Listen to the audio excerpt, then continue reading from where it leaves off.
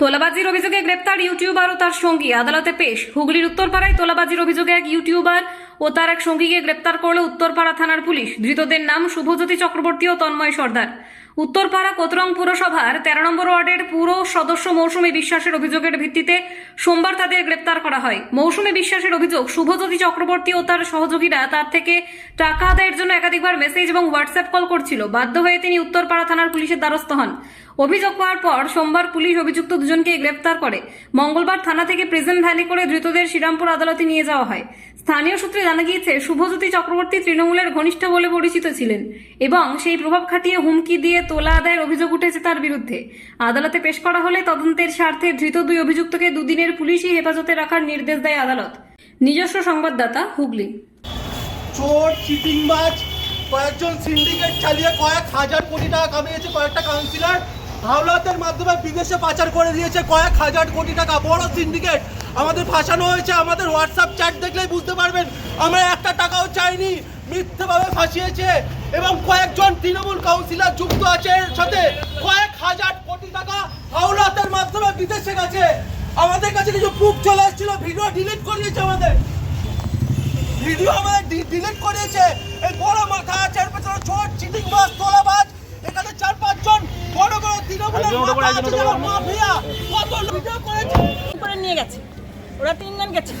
তখন আমি বলেছিলাম যে যাস না, ও মনে হচ্ছে ফাঁসাবে, কেন কাল থেকে গালাগালি দিয়েছে, আজকে তোকে কি করে বাইট দেবে। আচ্ছা, ফাঁসিয়েছে বলছো? একদম টোটাল ফাঁসিয়েছে। আমার সংসার আমি চালাই, আমার স্বামী চালাই, এরা জানে সব। শুভব্রতের আগেও একজন মহিলাকে অনেকদিন ধরে চলছে এগুলো অনেকদিন ধরে চলছে। মানে মৌসুমী ফাঁসিয়েছে না? সমস্ত মৌসুমী চক্রান্ত করে ফাঁসিয়েছে। প্রমাণ যারা সবাই হয়তো ছাড়ে না বুঝে, এগুলো ডাইরেক্ট ছাড়ছে। এটা ওর দোষ, সত্যি কথাটা বলছে, ওর চরম দোষ।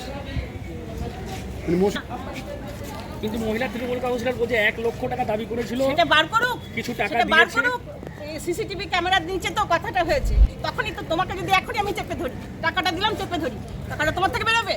তো বার করুক। কেন থানায় অ্যারেস্ট করে তার থেকে টাকা বেরোলে না কেন? থানায় তো নিয়ে গেছে, আমি তো জানি না। আমি সারাদিন আমার ছেলেকে খুঁজছি পাগলের মতন, একটা 2 বছরের বাচ্চা রেখে।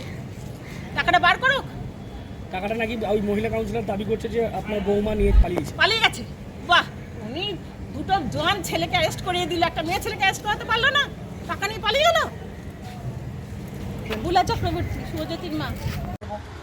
পৌরসভা একদিন ঢুকে এসে আমাকে বলছে বাইট দাও। হ্যালো, আমি আমার বাড়ি নিয়ে কোনো বাইট দেবো না। হিয়ারিং হোক, যা হোক, আমি সব পেপার দেখাবো, কারণ আমি SBI থেকে লোন নিয়ে বাড়ি করেছি। দিলাম না বলে সেই সন্ধ্যে থেকে শুরু করলো অশ্রাব্য ভাষায় আমাকে কালিমা লিপ্ত করছে। পবাদার ক্লাবে আমাকে ডাকলো। আমি পবাদাকে শ্রদ্ধা করি, ভালোবাসি। পবাদা মিউচুয়াল করাতে চেয়েছিল বলেই ডেকেছিল। সেখানে ওর বউ আর ওই ছেলেটি, সুশান্ত নাকি নাম, আমি ঠিক জানি না, সেই ছেলেটিও গেছে।